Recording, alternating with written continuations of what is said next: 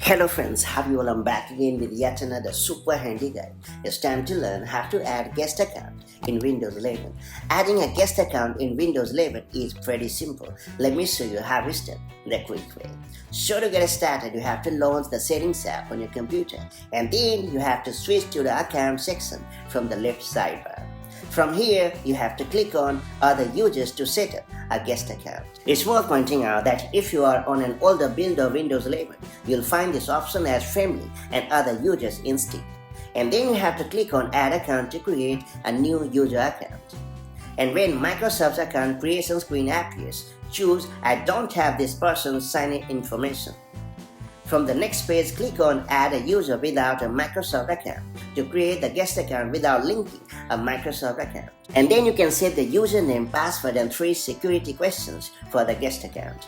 Do know that you can't use the guest as the username since it is reserved in the OS. And finally, you have to click on Next and you are good to go. So you have successfully added a guest account in Windows 11 on your computer. If you found this video helpful, do like, consider it, and I'll see you in the next video with more such handy Windows tips and tricks. Till then, stay safe and have a good time. Bye bye.